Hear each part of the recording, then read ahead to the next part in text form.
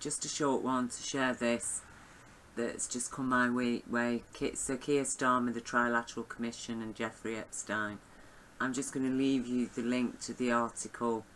I do strongly suggest that you read it, but I think this is the key point here. It should therefore be very concerning when we find that the Labour Party leader is a member of an organisation that believes we, the people, have too much freedom, too much democracy.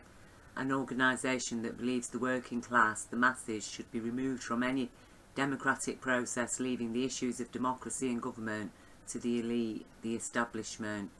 It is therefore incumbent on all Labour Party members to understand that Keir Starmer, as a member of such an organisation, a very powerful, undemocratic organisation that advocates a new world order, one of which the people's role in government and democracy is greatly reduced, and it's his involvement with the Trilateral Commission.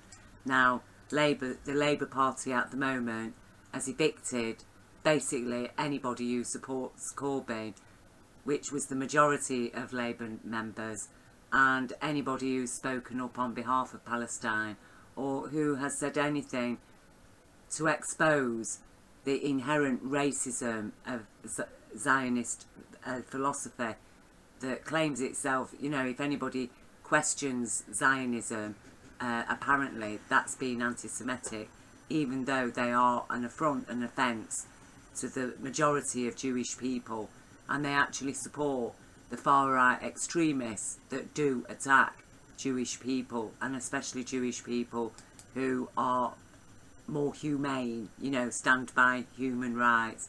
Apparently they're self-hating Jews.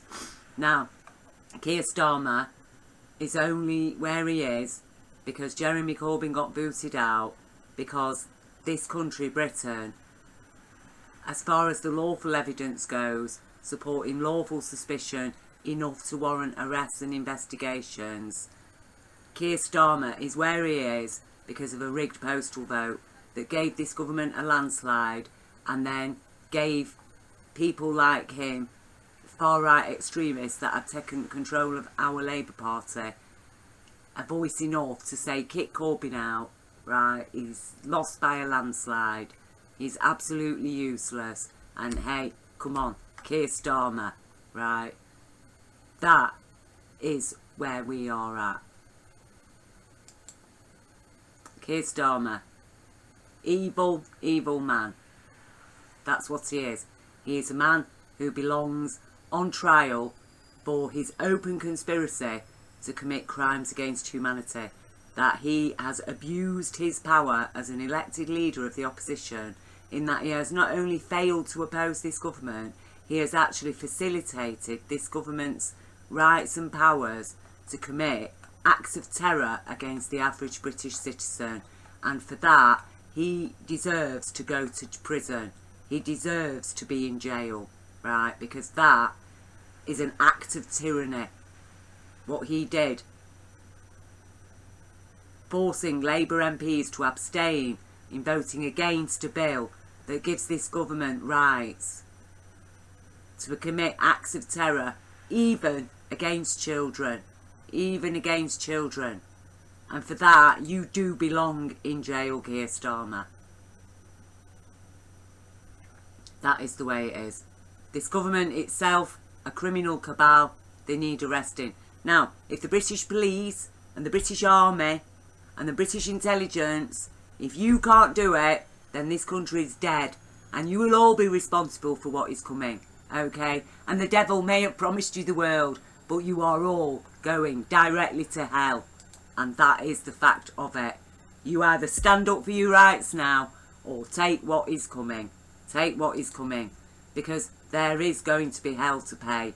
For sure.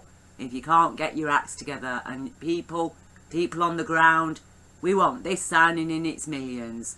Okay? Because we're going to use our Supreme Court to our advantage, while that Supreme Court yet still stands. Because I tell you, come next year, this time next year, we'll be lucky if we've even got a Supreme Court.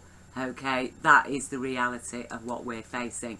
So, you know, you better move now, because you've got one month, okay? You've got until the end of December to actually get up off your arse and get things moving.